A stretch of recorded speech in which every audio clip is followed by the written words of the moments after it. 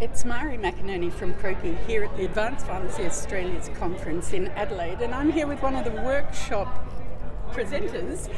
Jo, would you be able to introduce yourself, please? Sure. My name's Josephine To. I'm a pharmacist and the chair of the specialty practice group for palliative care with Advanced Pharmacy Australia. Fantastic. Now, you presented actually with a close family member yesterday. I did. I presented with my older brother who is a doctor and also works in palliative care, so we have some fairly shared professional interests and passions. Is there anything that got you involved in palliative care as a brother and sister? I have to declare that Tim chose his specialties earlier than I did, and I think I don't think it was anything other than enjoying working with older people, so the geriatrics, and then recognising that dying is such a unique experience. It's important for us to do that well for people, and as health professionals that we have a responsibility to think about what our role is in that. And that was the point of your workshop yesterday. What were you worried about and trying to get across? I think that death and dying, while obviously a universal experience for everyone, is something that as pharmacists we are not super comfortable talking about or getting involved in. We feel like there is this emotional part of death and dying, which is absolutely there, but we're not used to engaging in that type of conversation. And thinking about how do we do that, how do we manage all of our own emotions.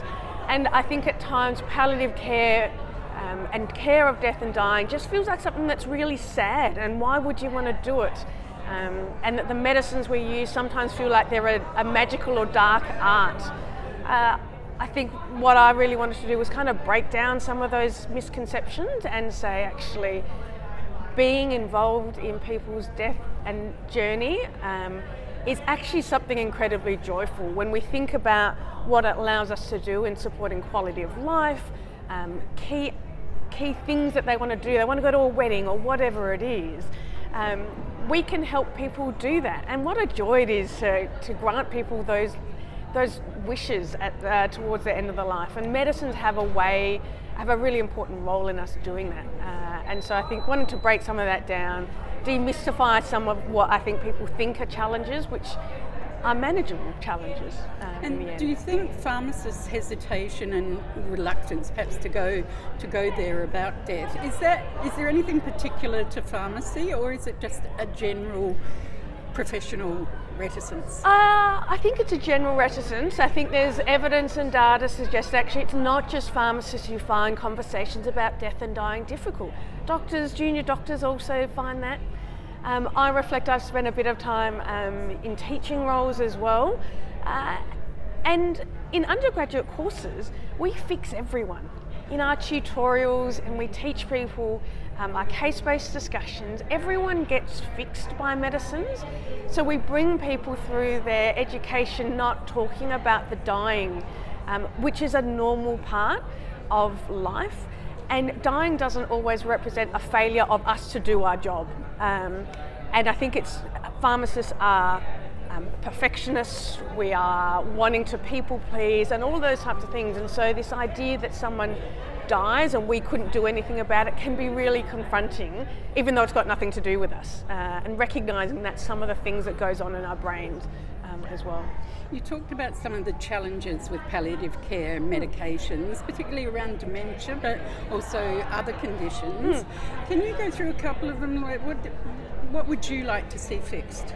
Yeah, look, I think there's a range of things. We could talk to people about. There's really common things that happen end of life and how we use particular medicines to help manage those symptoms. I think in the past 12 months or so in Australia we've had some real challenges with accessing some of these medicines, and because of that seems to have complicated what doesn't have to be a complicated issue. When we can't get the drugs we want, then we have to make different decisions with drugs that we may not be as familiar with.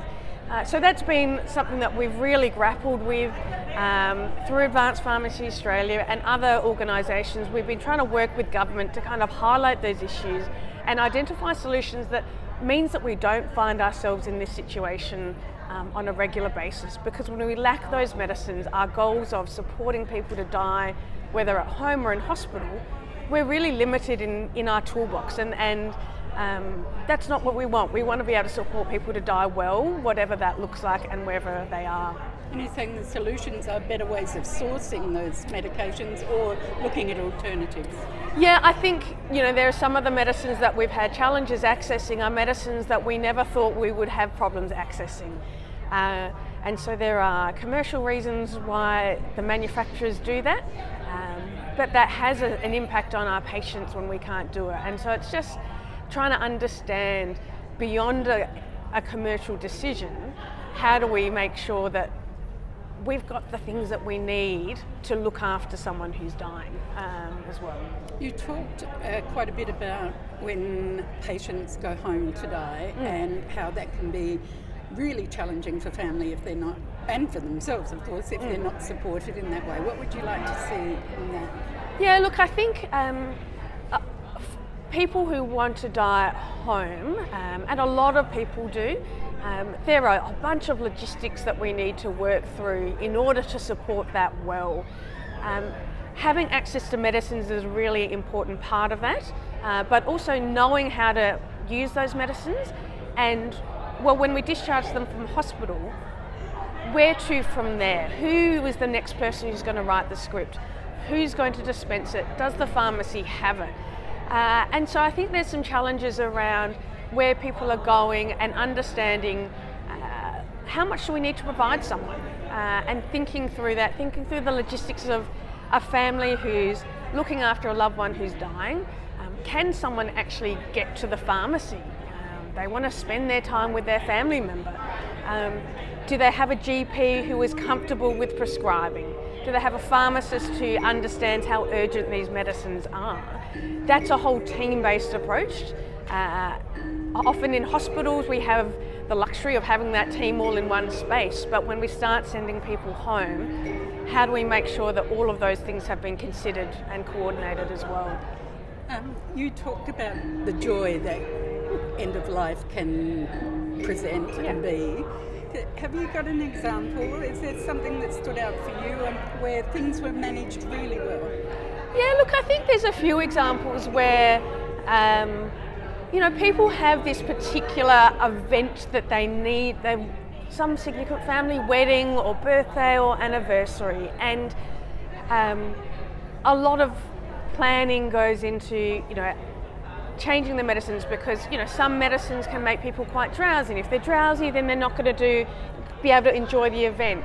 And so just kind of thinking through what can we do differently in the short term to get them to that event, to make them feel well, and then that joy of kind of feeling like they've ticked off that thing that was really important to them. And the number of times we hear that event has occurred, and in fact that night or the next day they have died, and they were really holding on for that, and that's just such a lovely thing to be able to be involved in, and supporting people to do those types of things. I think they're the really lovely things.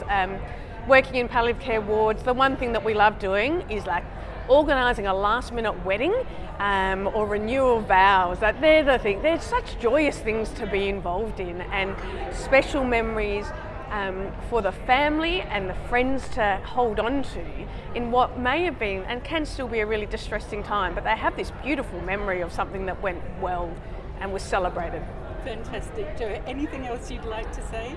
No, look, I think that death and dying is just something that happens to everyone, and I think as a society, it's time for us to really think about what matters to each of us, as inevitably we all will die. And so thinking about our own preferences and goals as a society, and being comfortable with the fact that that's a normal part of life is good. Professionally, I think I said it yesterday, as pharmacists, there's a small number of us who work in specialist palliative care, but death and dying happens throughout our hospitals, it happens at homes, in nursing homes, and I want pharmacists to feel that they are empowered to be involved in that type of care, even if they don't consider themselves a specialist, but to have some knowledge to be able to provide care to people who really need our support in their last days of life.